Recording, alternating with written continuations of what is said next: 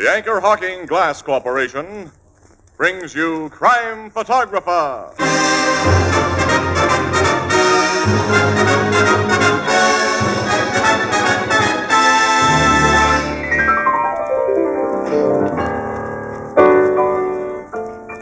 Casey, wasn't that hypnotist over at the Oddfellows Hall really something? Yeah, he sure had some surprising stunts, didn't he? Yeah, like when he put those guys to sleep.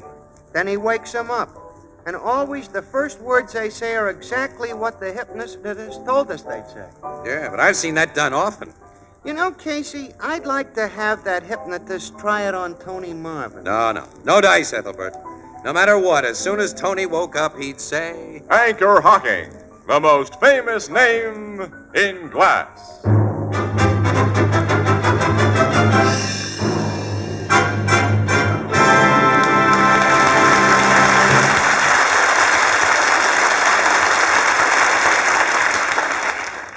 Good evening, ladies and gentlemen. This is Tony Marvin.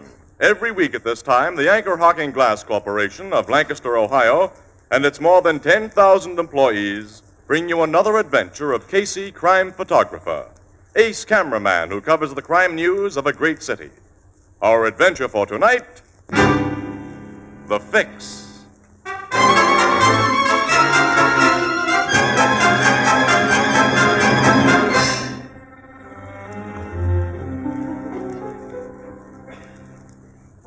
Early afternoon, the Blue Note Cafe. Ethelbert, the head bartender, is engaged in conversation with a rather weak-looking young man and a very good-looking young woman when the street door opens and... Whoa! Oh, it's nice and warm in here, Casey. Boy, does that heat feel good, Annie. Wow, look who's here. Hi, Ethelbert. Hi. Hello, Ethelbert. Casey. Huh? But doggone. How are you, Archie? Fine, and you? Well, I'll feel better when spring comes. Don't you remember me, Casey? Mildred. Hello. Well, what do you know? Say, you look like a million in that mink coat. Thank I you. gather you know these folks, Casey, huh? I've known Archie ever since he was a punk in grammar school, Ethelbert, and Miss Sells here. Our acquaintance goes back only a few years to the Warren affair. Yeah. Oh, excuse me, Miss Ann Williams, Miss Mildred Sells, Hello, Miss Sells. How do you do? and Archie Purcell. Pleasure, Miss Williams. Thank you. You know Archie's father, Annie. He's one of our favorite cops. Not Lieutenant Purcell. He's my old man. Well, we have a great admiration for your father. Yeah, he's quite a guy. They don't come any better. Well, Miss Sells and I must be running along. We have a date. Yes, it was nice meeting you, Miss Williams. See you again, Casey. That goes double. Must get together sometime. Yeah, we'll try to, Archie. I paid you, didn't I, Ethelbert? Yeah, we're all square. Well, see all of you again. Yeah, so long. Bye. Bye. Come again. We will, Ethelbert. Blondes. Wow. There goes one beautiful babe, Casey. Yeah. She's dynamite, too. I mean that literally. You know, she's a stooge for old Iron Hat. Tim Lansing? The political leader? Yes, sir, the boss.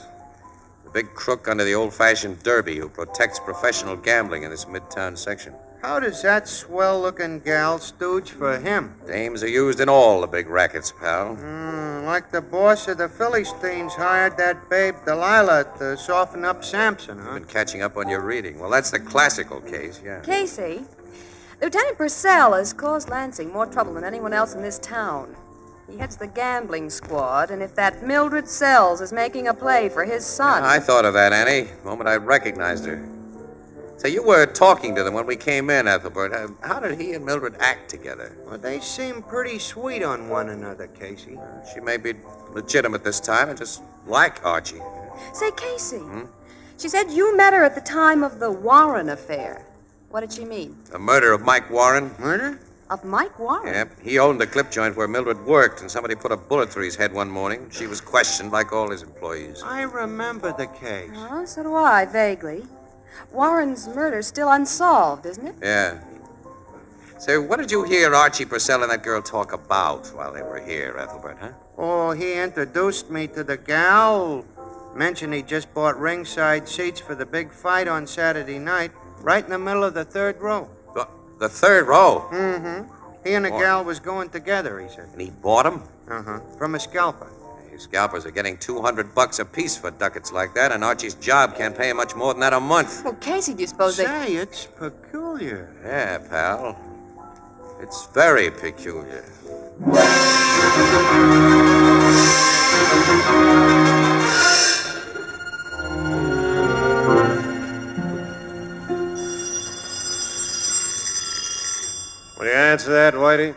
Okay, Brent. Hello. I'd like to speak to either Mr. Kelton or Mr. Watts. Kelton speaking. This is Archie Purcell. I don't know you, friend. You may have heard of my father, Police Lieutenant Frank Purcell. I've heard of him. We thought you might like to talk over a little matter with me. I'm downstairs in the lobby of your hotel right now. We'll be right down. What is it, Whitey? The shakedown we expected, but not from the source we expected. What do you mean? Down in Florida, they told us the guy who fixed things in this town was Lansing. The guy to be careful of was Purcell. Purcell's son just gave me the come hither. This don't sound right.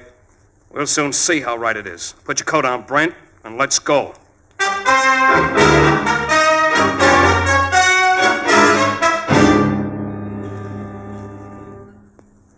imagine you gentlemen have convinced yourselves of my identity. You're Lieutenant Purcell's son, all right? What do you want? You two are professional gamblers from Florida. Don't you know this is a closed town? We're willing to play ball, but friends down in Florida told us we'd get a call from a gentleman named Lansing. My father is head of the gambling squad. I see. You mean there'll be no arrests if we play ball with you? Figure it out. You've identified this gentleman as Purcell's son, Whitey. Yeah. Okay. What do we kick in, Purcell? $1,000 a week. Hey, that's murder. We're not big timers. We run small games. $1,000 a week in advance. No. We're hooked, Whitey. Hey, the man. Okay, Brent. But remember, kid, this buys us complete protection.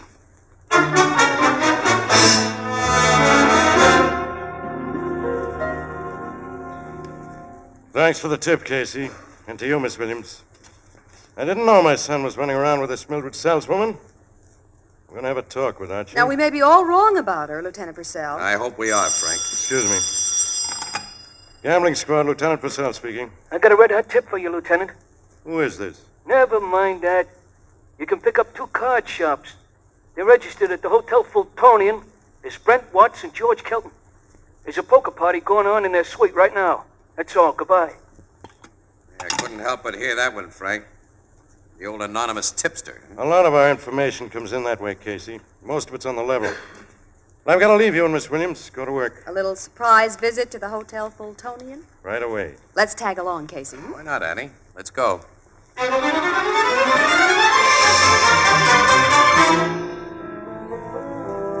What goes on? What is this? Hey, what's the idea you cops busting in here? All of you men are under arrest. You're making a big mistake, fella. Before you make a bigger one, I suggest you get in touch with your boss. And tell him you've busted in on Brent Watts and Whitey Kelton. Tell that to Lieutenant Frank Purcell. Yeah? I happen to be Lieutenant Purcell. What? You? Just why did you want to get that little message to me? Hey, there's been a slip-up, Brent. Yeah. Guess you haven't talked to your son since he saw us. My son. Uh-huh. Can I have a word with you alone? Anything you have to say can be said right here. Okay, if you want it that way. We fixed your son with $1,000 this afternoon for complete protection.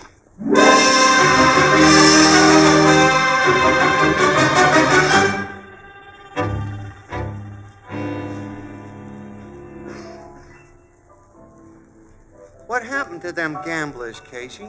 Lieutenant Purcell got the full story about Archie from him, then took him to headquarters and put him in cells. Archie had traded on his father's reputation to extort dough, huh? Yeah.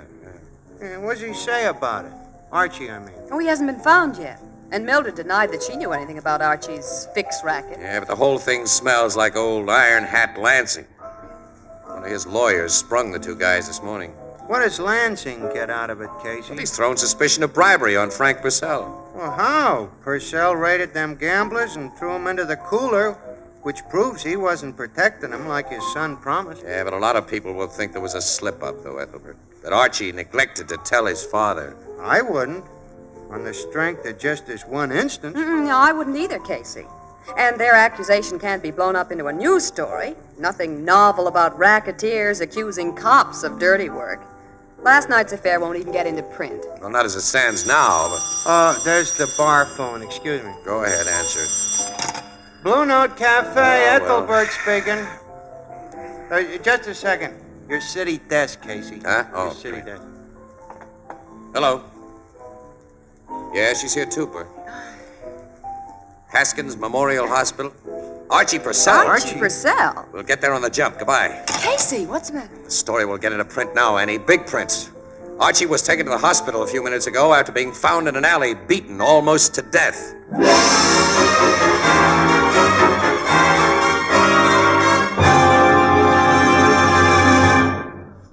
Perhaps once in a decade, a new material is perfected which changes our standards of value. Now, such a material is jadeite, spelled Jadeite, jadeite. It makes possible dinnerware unlike anything you've known. Jadeite is really beautiful. It has the lovely texture and color of rare Chinese porcelain. And jadeite is unbelievably strong. It stands up under rough handling without chipping or cracking and is so heat-proof you can safely put it in a hot oven. Yet jadeite actually costs less than the most ordinary dinnerware. For instance, a big jadeite platter costs only 25 cents in open stock, and a 35-piece dinner service for $6 is priced at less than $5 at your favorite chain store, department store, hardware store, or other store selling chinaware and glass. A set of jadeite is a perfect gift, and it makes it easy to replenish your own supply of dinnerware. Jadeite is the newest triumph of anchor hocking. The most famous name in glass.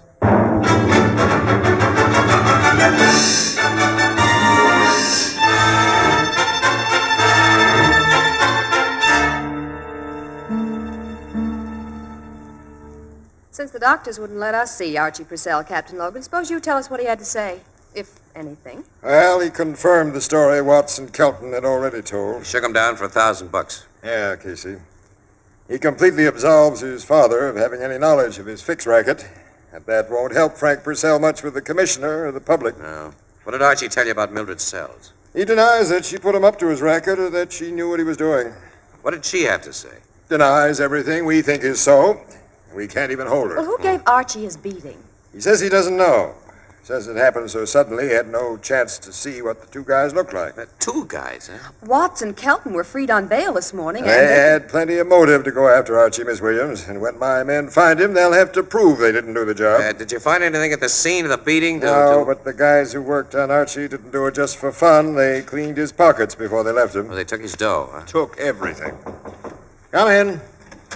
Detective Griffo just brought in those two gamblers, Watson Kelton, sir. That's fine. But they claim to have an alibi for the time of the beating. Yeah? They say they were with the lawyer who sprung him this morning at John Ferris. And here's his home phone number, sir. I'll call him right now. Not that I'd take the unsupported word of one of Lansing's trained mouthpieces. It's beginning to look as though an alibi's been carefully set up for him, Casey. Hello. I want to speak to Mr. Ferris, please. Oh, Ferris, this is Captain Logan. We've got two new clients of yours here at headquarters, Watts and Kelton. I'm sure you can tell me where they were between 8 and 9 this evening. Huh? You haven't seen them since noon today. No alibi? Thanks. That's all. Goodbye. You hear that, Casey? Yeah. Gives me the idea that those guys may be telling the truth and somebody's trying to frame them. Yeah. Ferris may have got him to his house tonight just so they couldn't establish a real alibi elsewhere. but why? I don't know, Miss Williams. Yet. Sergeant, bring in Watson Kelton. We'll hear what they have to say.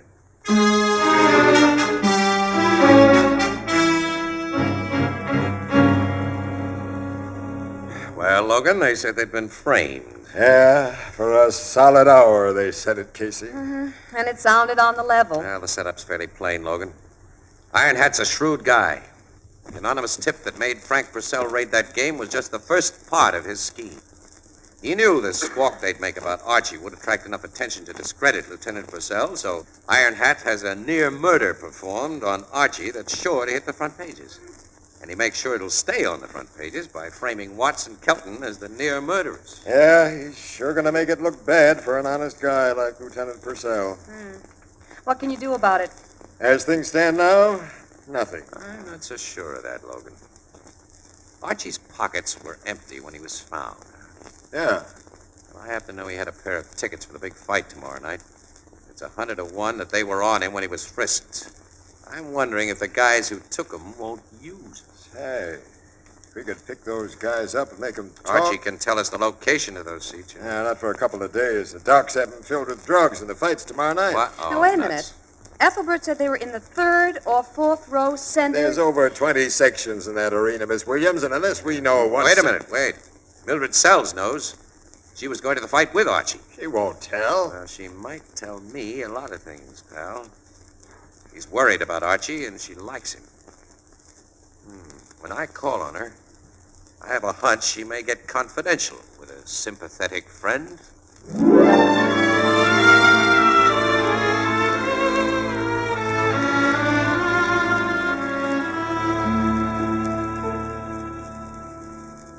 You've just come from the hospital, Casey. Yes, Mildred. Well, how is Archie?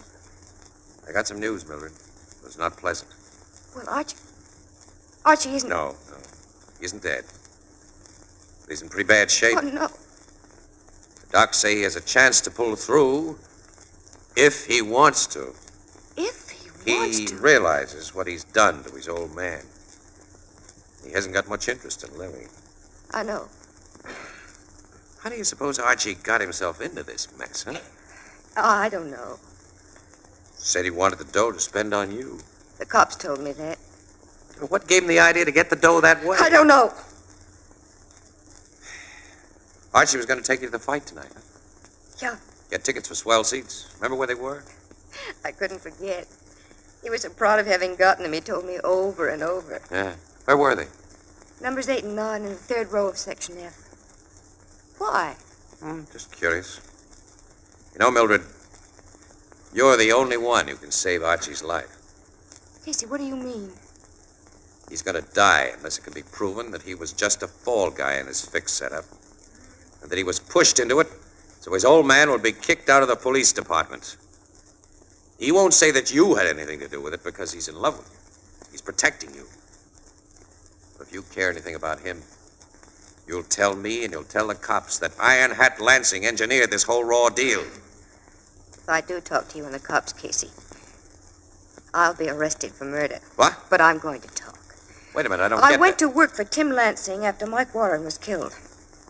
I had to because Lansing had evidence that would convict me of the killing. You shot... No, I didn't shoot Warren. I don't know who did.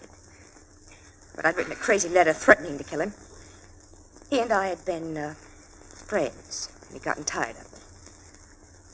Well, Lansing found that letter and held it over me. Yeah, that sounds like Iron Hat.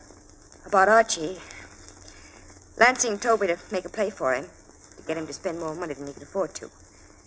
Then to suggest that he could get easy money by shaking down gamblers in his father's name. I did it. And then I fell in love with him. But I didn't know he was going to be hurt like this. I didn't know. Come on down to headquarters, kid. We'll tell all this to Captain Logan. All right, I'll get my coat. Someone's at the door. I'll see who it is. And give him a quick brush off. Will you? Yes, I will. Hello, Mildred. Mr. Lansing. I happened to be near your apartment, so I thought I'd drop in. But, well, Casey, Hello, Lansing. what are you doing here? Casey and I are old friends. Oh, I didn't know that. How's the picture-taking business, son? Just about the same, Daddy, like that derby you wear. Yeah, hard hat's the only sensible hat, boy. And since you've got your hat in your hand, guess you're fixing to leave. Don't let me stop you. I was going with Casey, Mr. Lansing. He said he'd drop me off at a store. I have some shopping to do. Pretty late for shopping, Mildred. Anyway, I want to have a little talk with you. A private talk. Nice to have seen you, Casey. So long. Wait downstairs, Casey. Okay. So long, Mildred. So long. See you later, Lansing. Goodbye, son.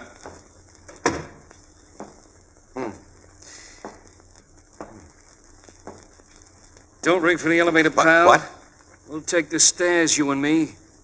That gun in your hand makes me agree to that. Yeah, I figured it would. What's this all about? Me and a friend are taking you for a little ride. A nice drive out to the seashore.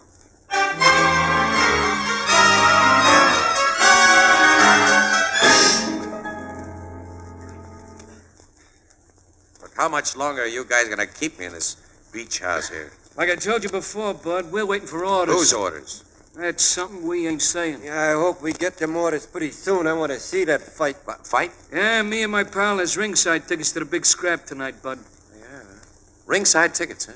Right down in front. Seats like that are hard to get. We didn't have no trouble. It was easy. Hey, car's driving up. Give a look out the window. Butch, He'll be bringing our orders. he's also bringing the cell dame. The Celtic. I see. Open the door for Butch. I'm doing it. Here's more company for you guys. Get in, sister. Casey! Hello, Mildred. I didn't know they had you, too. Yeah, they got me, thanks to Iron Hat, I guess. Yes, he told me he had me watched. Came to my apartment because he'd gotten a report that you were there and he was afraid I'd talk. He had them grab me in case you had. Yeah. That's enough conversation for you two. Sit down, sister, and shut up. Hey, do we bump the two of them off, Butch? Yeah, but not yet. You guys will stand guard over until the boss comes out here after the fight tonight.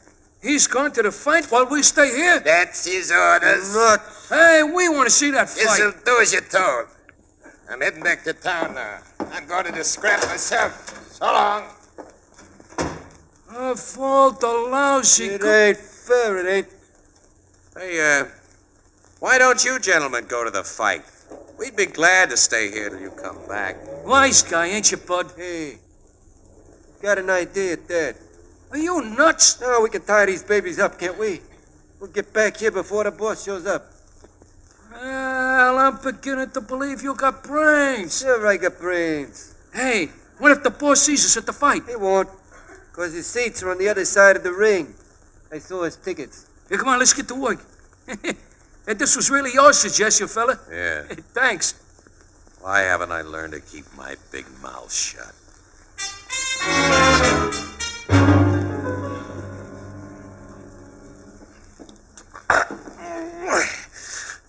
I slipped the gag off my mouth, Mildred.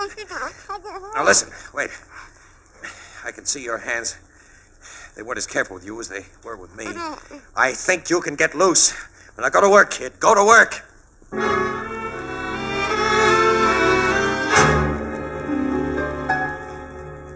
I'm free, Casey. All right, get the wire off me. That won't take very long. I only have to untie it. It isn't tied in very tight I knots. feel plenty tight. Wait a minute. Now, there. Got it off your hands. Jiminy, what a relief. All right, I can get it off my feet. Casey, What? It's a car driving up. what do you suppose that is?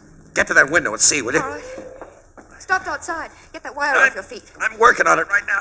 Casey, it's Lansing. Lansing. He's getting out of the car. He must have decided to skip the fight. Is anybody with him? No, he was alone. He's coming toward the door. Get that wire off, Casey. This is a tight knot. Well, untie it quick. I'm trying. Open up in there. You fellas see me drive up? Casey, quick, I'm quick. doing the best I can. Everyone asleep in He there? may have the key if he comes in here before you get that off. Find out. You see, he has a key. Okay, kid. I'm finally free. There he is. And here he goes. What the hell? I don't like to hit old guys like you, Iron Hat, but you didn't give me much He choice. carries a gun, Casey. Get it. I've got it. Come on, Lansing, get up.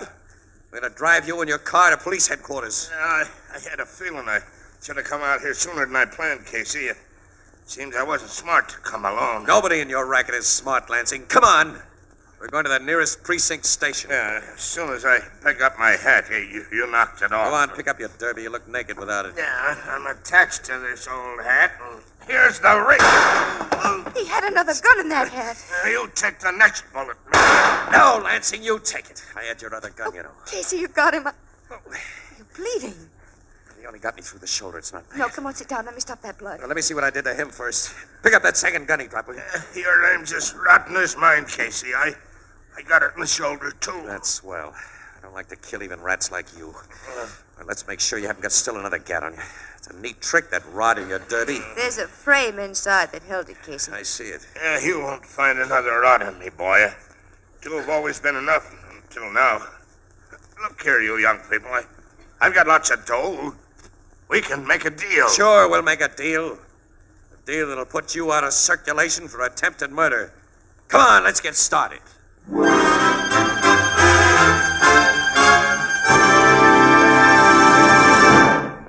We'll join the crowd at the Blue Note in just a moment.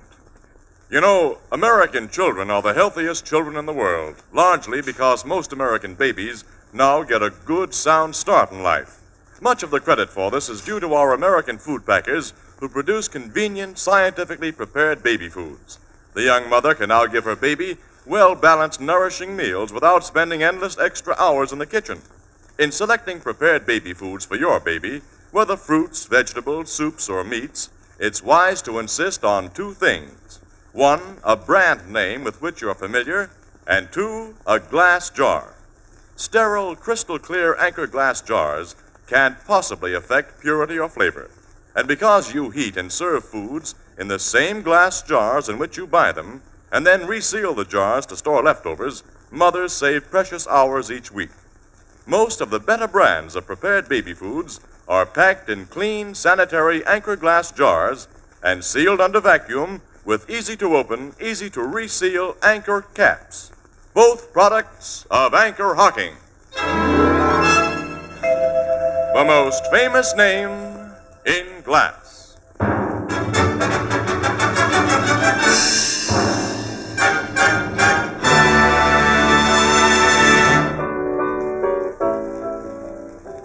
Mildred Sells ain't gonna be accused of the Mike Warren murder, huh? No, Casey? not a chance, Ethelbert. The very good reason that the bullet found in Warren's body years ago was fired from the automatic that Lansing wore in his iron hat. A ballistics comparison proved that beyond any doubt. Lansing killed Warren? Mm-hmm. After he found a letter that would incriminate Mildred if suspicion were pointed his way. Well, what do you know? At least one other thing. The DA won't bear down too heavy on the extortion charges against Archie. He and Mildred are going to be married. The DA and Mildred? Oh. Oh, no, of course not. Excuse me. Right, boy. You know, this has turned out so nice and romantical, it makes me feel good. Almost like throwing a party on the house. Almost. With that big bandage on your shoulder, you couldn't lift the glass, Casey. Ain't it too bad? Yeah. Al, I got news for you. I got one good arm. And I've got two good ones to help both of us with. Why don't I learn to keep my big mouth shut?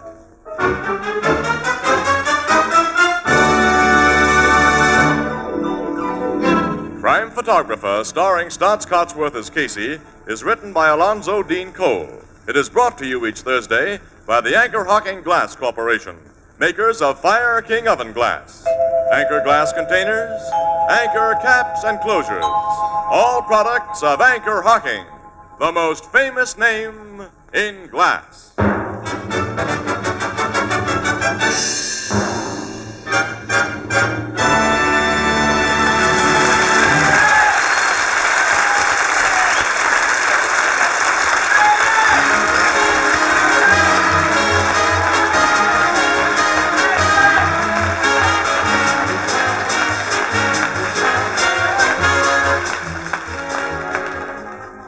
Crime Photographer is directed by John Dietz and is based on the fictional character of Flash Gun Casey, created by George Harmon Cox. Original music is by Archie Blyer, and the program features Miss Jan Miner as Anne and John Gibson as Ethelbert.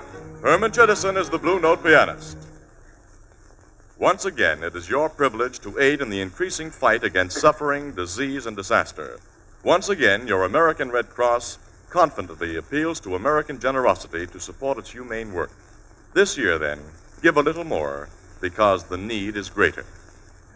This is Tony Marvin saying goodnight for the Anchor Hocking Glass Corporation of Lancaster, Ohio, with offices in all principal cities of the United States and Canada. This is CBS, the Columbia Broadcasting System.